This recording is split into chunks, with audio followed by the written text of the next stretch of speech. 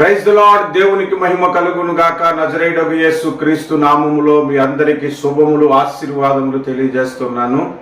మరొక ఆధ్యాత్మిక వర్తమానమున కొరకు మిమ్మల్ని ప్రేమపూర్వకంగా ఆహ్వానం పలుకుతున్నాను. మత్తయి సువార్త 23వ అధ్యాయము 28వ వచనాన్ని మనం చదువుకుందాము. అలాగే మీరు వెలుపల మనుషులకు నీతిమంతులుగా నగపడుచున్నారు గాని లోపల వేషధారణతోనూ అక్రమముతోనూ నిండి ఉన్నారు. చిన్న ప్రార్థన చేసుకుందాము. ప్రేమ కలిగిన మా ప్రియ పరలోకపు తండ్రి, శక్తిమంతుడా, బలవంతుడా, జీవాధిపతి, నీకు స్తోత్రాలు స్తుతులు చెల్లిస్తున్నాను. చదవబడిన వాక్య భాగములో నుంచి మాకు కొన్ని హెచ్చరికలను దయచేయమని యేసు నామమున స్తుతిస్తూ ప్రార్థిస్తున్నాను పరమ తండ్రి. ఆమేన్, ఆమేన్. ప్రభునందు ప్రియులారా, చదవబడిన వాక్య భాగము దేవుడు నన్ను ఎందుకు ప్రేరేపించాడు అనంటే, ప్రస్తుతము క్రైస్తవ ముసుగులో ఉన్న వేషధారణను బట్టి ఆ వచనము నుండి కొన్ని హెచ్చరిక మాటలు మాట్లాడటానికి ప్రభువు కృప చూపించాడు. ఈ వాక్యాన్ని ప్రకటించటానికి మునుపే నేను కూడా ఏ విషయంలో వేషధారణ కలిగి ఉన్నానో వాటిని మార్చుకోవటానికి ఇష్టపడే ఈ వాక్యాన్ని ప్రకటిస్తూ ఉన్నాను. ఇంకా మార్చుకోవలసింది ఏదైనా ఉంటే మార్చుకోవటానికి సిద్ధపడే నేను ఈ వాక్యాన్ని బోధించటానికి ఇష్టపడుతున్నాను. క్రైస్తవ జీవితంలో వేషధారణ రోజు రోజుకి అధికమైపోతుంది. ఎలాగున అంటే, మొట్టమొదటిగా ప్రార్థన విషయంలో చూద్దాం. ప్రార్థనలో కూడా వేషధారణ వచ్చేసింది. అదేంటండి ప్రార్థనలో వేషధారణ ఏంటని అని ఆశ్చర్యపోవసలేదు. కొంతమంది జీవితంలో ప్రార్థనా జీవితం ఉండదు, కానీ ప్రార్థనాపరుడనే ముద్ర పొందుకుంటాడు, ప్రార్థనాపరుడనే బిరుదు పొందుకుంటాడు. ప్రార్థన విషయంలో వేషధారణే. పెద్దగా ప్రార్థనా జీవితం ఉండదు, కానీ తనకు తాను ప్రసంగించుకున్నప్పుడు కానీ ఇతరులతో సంభాషించినప్పుడు కానీ, నేను రోజుకు 3 గంటలు ప్రార్థన చేస్తాను బ్రదర్, లేదంటే నేను ఉదయం 5 గంటల నుంచి 10 గంటల దాకా ప్రార్థనా గదిలో నుంచి నేను బయటికి రాను, రోజుకి 3 సార్లు ప్రతిసారి 2 గంటలు రోజుకి 6 గంటలు ప్రార్థన చేస్తాను అని చెప్పుకునే వేషధారులు ఉన్నారు. నిజంగా ప్రార్థించే వారి కొరకు నేను ఈ మాట్లాడట్లేదు. ప్రార్థనా జీవితము లేకపోయినా ప్రార్థనాపరులుగా వేషధారణ నటిస్తున్నటువంటి వారి కొరకు ఈ హెచ్చరిక నేను చెప్తున్నాను. నీవు చేయని ప్రార్థనకు ఎందుకు చెప్పటము? అది వేషధారణ కాదా? ప్రార్థన విషయంలో వేషధారణ. ప్రార్థనాపరుడనే మాస్క్ ధరించాడన్నమాట, ప్రార్థనాపరుడనే ముసుగు వేసుకున్నాడన్నమాట. వాస్తవానికి లోపల ప్రార్థన జీవితమే లేదు. రెండవదిగా మనం ఆలోచన చేస్తే, వాక్యము విషయములో వేషధారణ అనగా, బైబిలు నేను 100 సార్లు చదివాను, 200 సార్లు చదివాను, 40 సార్లు చదివాను అని చెప్పుకునే వేషధారణ. వాస్తవానికి 1 సారి 2 సార్లు చదువుకుంటాడు, లేదా 3 సార్లు చదువుకుంటాడు, లేదా అది కూడా చదవకపోవచ్చు. కానీ నేను ఇన్నిసార్లు బైబిల్ చదివాను, ఇన్నిసార్లు దీన్ని నేను ధ్యానం చేశాను అని చెప్పి వేషధారులు ఉన్నారు. వారు చదవరు బైబిల్, కానీ ప్రసంగాల్లో నువ్వు బైబిల్ రోజు చదువుతున్నావా అని అడిగేవాళ్ళట. 1 సారి చదివి 100 సార్లు చదివానని చెప్పుకునేటువంటి వాళ్ళు ఉన్నారు. ఇది వేషధారణ కాదా? నువ్వు చదవకపోయినా చదివినట్లుగా వేషధారణ కలిగి లేవా? ఆలోచించండి. కొంతమంది వేదాలే చదవరు, నేను వేదాలు చదివేశాను అని బిల్డప్ ఇస్తారు. వాళ్ళకి అవసరమైన పాయింట్ ఏదో ఎలాగో నేర్చుకుంటారు. నేర్చుకొని ఇలా కొన్ని పుస్తకాలు కొనుక్కొని అక్కడ అండర్లైన్ చేసుకుంటారు. నేను కూడా అలాగే చేశాను. కానీ వేదాలు చదివానని చెప్పుకునేటి కటింగ్ ఇస్తారన్నమాట, బిల్డప్లు ఇచ్చేవాళ్ళు ఉన్నారు. వాళ్ళ ప్రసంగాలు వీరి ప్రసంగాలని బైబిల్ మీద మంచి అవగాహన వచ్చిందే తప్ప రెగ్యులర్గా బైబిల్ చదివే అలవాటు చాలా మందిలో ఉండదు. రెగ్యులర్గా బైబిల్ని ధ్యానించే అలవాటు చాలా మందిలో ఉండదు. కానీ రోజు 3 గంటలు బైబిల్ చదువుతాను అని అబద్ధాలు ఆడేవాళ్ళు ఉన్నారు. కొంతమంది నేను జనవరి 1 బైబిల్ మొదలు పెడతాను బ్రదర్, డిసెంబర్ ఫస్ట్ వీక్ కల్లా నా బైబిల్ పూర్తి అయిపోతుంది అని అబద్ధం చెప్పేవాళ్ళని చూశాను. కొంతమంది సంవత్సరానికి నేను 3 సార్లు బైబిల్ పూర్తి చేస్తానని చెప్పి అబద్ధాలు చెప్పేవాళ్ళని చూశాను. వాస్తవానికి కొంతమంది నిజంగా అలాంటి వాళ్ళు ఉంటే ఉండొచ్చు, వాళ్ళని నేను అనట్లేదు. కానీ చదవకపోయినా చదివాను అని వేషధారులు లేరా? వీళ్ళు ఏం చేస్తున్నారంటే బైబిల్ బాగా చదివిన వారులాగా మాస్క్ ధరించినటువంటి వారు. మూడో విషయాన్ని చెప్తా. వాక్యములోని సత్యము తెలీదు, వాక్యములోని మర్మము తెలీదు, వాక్యము గూర్చిన అవగాహన ఉండదు, కానీ పండితులైపోయారు కొందరు వేషధారులు. బైబిల్ పండితులైపోయారు. బైబిల్ ఏదో వాళ్ళకే బాగా తెలిసినట్లుగా నేను 25 ఏళ్ళు నేను తపస్సు చేసి చదివాను బైబిల్ అని చెప్పుకునే వేషధారులు ఉన్నారు. మరి కొంతమంది బైబిల్ నేను ఒకటే, నేనెంతో బైబిల్ అంతే, అంతగా నేను బైబిల్ చదివాను అని చెప్పుకొని ఆ బైబిల్లోని ఇంత జ్ఞానం నాకుందన్నట్లుగా కనబడుతున్న వారు ఎందరిలో జ్ఞానం లేదు. ఒక ఆయన మంచి బైబిల్ పరిశోధకుడంట, బైబిల్ స్కాలర్ అంట, బైబిల్ చదివినవాడంట, బైబిల్ పండితుడట, బైబిల్ కాలేజ్ ఉందంట. ఒకానొక సందర్భంలో ఆయనకి నేను ఒక చిన్న ప్రశ్న అడిగాను. ఆ ప్రశ్న ఏంటంటే, దేవుణ్ణి ఎప్పుడైనా మీరు చూసారా బ్రదర్ అని అడిగాను.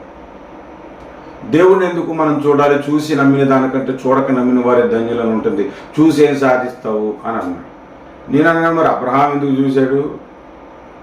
మోషే ఎందుకు చూశాడు? దావీదు కూడా నన్ను కోపముతో చూడకమని అన్నాడు. దావీదు ఎందుకు దేవుణ్ణి చూశాడు? పౌలు ఎందుకు చూశాడు? పేతురు ఎందుకు చూశారు అనంటే దానికి ఆన్సర్ లేదు. చూసి నమ్మిన వారి కంటే చూడక నమ్మిన వారు ధన్యులన్న మాట పునరుద్ధానమును గురించి మాట్లాడాడు. ఆయన మృతుల్లోంచి లేచాడంటే తోమ నమ్మలేదు కాబట్టి చూసి నమ్మిన వారి కంటే చూడక నమ్మిన వారి ధన్యులని పునరుద్ధానం గురించి చెప్పాడు, కానీ దేవుణ్ణి చూడకూడదని కాదు. మరి ఇంత బైబిల్ పండితుడు ఆ విషయంలో ఎందుకు తప్పు చేశాడు? మరొక ఆయన మా గురించి ప్రార్థన చెయ్యండి బ్రదర్ అంటే, నీకు ఆకలి వేసిందనుకో, నువ్వు అన్నం తింటావా నేను అన్నం తింటానా అని అడిగాడు. ఆయన బైబిల్లో మంచి స్పీకరు, పబ్లిక్ మీటింగ్లకు వెళ్తాడు, వేరే దేశాలకు వెళ్తాడు. అంటే నన్ను నాకు ఆకలి వస్తే నేనే అన్నం తింటాను అని అన్నాను. మరి నీకు ప్రార్థన అవసరం ఉంటే నువ్వే ప్రార్థన చేసుకోవాలి, నాకు చెప్పడం ఎందుకు అని అంటున్నాడు. మరి ఆ విషయం పౌలుకు తెలీదా? మా నిమిత్తం ప్రార్థన చేయండి అని పౌలు ఎందుకు చెప్పాడు? సమయాలకు తెలీదా? మీ కొరకు నేను ప్రార్థన చేయని ఎడలా నేను పాపిని అవుతానని, పాపం చేసిన వాడిని అవుతానని ఎందుకు అన్నాడు? ఆలోచించండి. బైబిల్ పండితుల్లాగా ఈనాడు చాలా మంది బిల్డప్లు ఇస్తున్న వారికి ఎందరికో వాక్య సత్యము తెలియదు. కానీ బైబిల్ గురించిన గొప్ప అవగాహన కలిగిన వారిలాగా వాళ్ళు వేషధారణ, వారి మాట తీరు ఉంటుంది. భక్తి ముసుగులో అజ్ఞానులు అన్నమాట.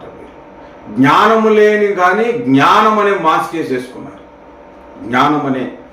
వేసేసుకున్నారు. ఏం మాట్లాడుతారో తెలియదండి. కొంతమంది ప్రసంగ వేదికలకు వెళ్ళి సినిమాల గురించి మాట్లాడతారు. ఇంకా మనం ఆలోచన చేస్తే సాక్ష్యము విషయంలో వేషధారణ, సాక్ష్యాల విషయంలో వేషధారణ అంటే మీకు ఇంక నేను ప్రత్యేకించి చెప్పవసరం లేదు, చాలామంది చూసి ఉంటారు. కొంతమంది సాక్ష్యం చెప్తారు, నేను చచ్చిపోయానండి, దేవుడు నన్ను బ్రతికించాడు. వీడు చచ్చిపోయింది లేదు, బ్రతికింది లేదు, ఇంకా పాపమైన స్థితిలోనే చచ్చిపోయాడు. కానీ అది పెద్ద బిల్డప్ ఇచ్చి ఆ సాక్ష్యాన్ని చెప్పుకోవడం. ఆల్మోస్ట్ చచ్చిపోయే పరిస్థితుల్లోంచి దేవుడు నన్ను రక్షించాడని నిజం చెప్తే అంత బాగుంటుంది. నేను చచ్చిపోయాను, ఆ తర్వాత దేవుడు నన్ను బ్రతికించాడు అని అబద్ధ సాక్ష్యం చెప్తే అలా ఉంటుంది. కొంతమంది బైబిల్ పట్టుకొని అన్నిసార్లు చదివానని అబద్ధ సాక్ష్యాలు చెప్పిన వాళ్ళు ఉన్నారు. కొంతమంది రక్షణ సాక్ష్యమే ఫేక్,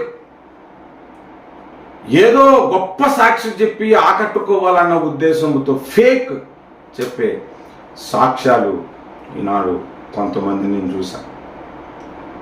నిజం చెప్పరు. వాడు ఎలా రక్షణ పొందాడు అని అంటే ఏదో ఒక సాక్ష్యం ఉండాలి కాబట్టి వీడు ఒక సాక్ష్యాన్ని క్రియేట్ చేసుకోడు. కొంతమంది సేవకు ఎలా వచ్చామంటే వీడు ఒక సాక్ష్యాన్ని క్రియేట్ చేసుకుంటాడు. ఆ సేవకు ఎలా వచ్చాడో కొన్ని అబద్ధాలను పద్ధతిగా అల్లేసి, ఒక పూలు చక్కగా ఒక మోర అల్లినట్లుగా అల్లేసి చక్కగా ఒక సాక్ష్యాన్ని ప్రిపేర్ చేసుకుంటాడు. వేషధారణ దొంగ సాక్ష్యాలు కలిగిన క్రైస్తవులు ఈనాడు చాలామంది ఉన్నారు. ఇట్లాంటి వాళ్ళు వేషధారణ గురించి మంచి సాక్ష్యం అనే మాస్క్ ధరించినటువంటి వారు అన్నమాట. భక్తి ముసుగులో సాక్ష్యము లేని పిల్లలు వీరు, సాక్ష్యము లేనటువంటి క్రైస్తవులు వీరు. ఇంకా మనము ఆలోచన చేస్తే దశమ భాగము విషయములలో భక్తి ముసుగేసుకున్న వాళ్ళు ఉంటారు. నేను రెగ్యులర్గా దశమ భాగం ఇస్తానని ఎక్కువగా అబద్ధాలు చెప్పేది పాస్టర్లు. రెగ్యులర్గా దశమ భాగం ఇస్తానని చెప్పేటువంటి వాళ్ళు చాలామంది అబద్ధికుల్ని నేను చూశాను. నేనైతే యథార్థంగా చెప్తున్నాను, దశమ భాగం కరెక్ట్గా ఇచ్చిన దినాలు ఉన్నాయి, కొన్ని పరిస్థితుల్లో దశమ భాగం ఇవ్వక ఎగ్గొట్టేసిన దినాలు ఉన్నాయి. మరలా దేవుని దగ్గర బ్రతిమలాడుకొని ప్రభువా నన్ను క్షమించి తప్పైపోయింది, ఇక్కడి నుంచి మరలా దశమ భాగం కరెక్ట్గా ఇస్తానని బ్రతిమలాడుకొని తిరిగి ఇచ్చింది ఉంది. యథార్థంగా ఒప్పుకోరు, నేను కరెక్ట్గా దశమ భాగం చేస్తున్నాను మీరు తీస్తున్నారని. ఈయన తీరు. చాలామంది దశమ భాగం తీయకపోయిన సంగతి అలా ఉంచే, తీయకపోయినా తీసామని చెప్పే అబద్ధికులు లేరా? ఆలోచించండి. వేషధారణ కాదా ఇది? ఎంతో మంది ఈ విధముగా వేషధారణతో బ్రతుకుతున్నారు ఈనాడు క్రైస్తవ సమాజంలో. కొంతమందికి ఒకే ఒక సంఘం ఉంటుంది. వీక్ డేస్లో అక్కడక్కడ ప్రార్థన పెడతాడు, ఒక 2-3 చోట్ల ప్రార్థన పెడతాడు, ఏదో 3 చోట్ల పెడతాడు. ఆదివారం ఒక దగ్గర జరుగుతుంది. నాకు 4 సంఘాలు ఉన్నాయి బ్రదర్ అని చెప్తాడు. ఈయనకున్నది ఒక సంఘమే. 4 చోట్ల వీక్ డేస్లో గృహకూడికలో ఒకటి, లేదంటే ఎవరైనా ఇంట్లో ఉన్న డాబా మీద జరుగుతుంది. అది కూడా బ్రాంచెస్ అని చెప్పుకోడు. మా సంఘంలోనే వీక్ డేస్లో అక్కడక్కడ మేము కూడుకుంటామని చెప్పడు. 4 సంఘాలు ఉన్నాయి నాకు అని అబద్ధాలు చెప్పుకునేటువంటి వాళ్ళు కూడా నేను చూశాను. ఎంతోమందినండి, నేను సింపుల్గా చెప్తున్నాను కానీ అబద్ధికులు ఎక్కువైపోతున్నారు. ఇంకా క్రైస్తవ ముసుగులో ఉన్నటువంటి ఇంకా భయంకరమైనటువంటి వేషధారణ ఏంటో తెలుసా? నాకు కులపిచ్చలేదు అంటాడు, కానీ కులపిచ్చే ఉంటాడు. ఒక పాస్టర్ గారిని నేను చూశాను, నాకు అస్సలు కులపిచ్చే లేదు బ్రదర్, ఎవరైనా మనం దేవుణ్ణి ప్రేమించాలి అని చెప్పిన వ్యక్తి వేరే వాళ్ళకి ఫోన్ చేస్తున్నాడు. నా ముందే నాతో ఆ మాట చెప్పాడు, తర్వాత కొద్ది రోజులకు మర్చిపోయాడు. నా ముందే వేరే వాళ్ళకి ఫోన్ చేసి మన మందిరానికి ఈసారి వాక్యానికి పలానోళ్ళు పిలుద్దాం, వాళ్ళు మనోళ్ళైనా, మనోళ్ళైతే ముందు పిలుద్దాం, ఆఖరిలో మనోడు కాని రావడం అంటే ఒకరికి ఇద్దాం, ముందు మనోళ్ళకి ఒక 2కి ఇద్దాం అంటే మనోళ్ళు అని అంటే అర్థం ఏంటి? మీరు ఆలోచన చేయండి. ఇంకా కులపిచ్చి పోలేదు కొంతమంది సేవకుల్లో, కానీ నాకు కులపిచ్చి లేదని ముసుగేసుకుంటారు. పోనీ ఇలా చెప్పాం కదా అని నేను ఆ ముసుగేసుకోవట్లేదండి. మా రెడ్డిల సంఘమే, మా చౌదరిల సంఘమే, మా యాదవుల సంఘమే, మా మాలవుల సంఘమే అని చెప్పుకునేటువంటి వారు ఉంటారు. అది కూడా తప్పే. హృదయంలో నిజంగా కులపిచ్చి అనేది నీకు ఉండకూడదు.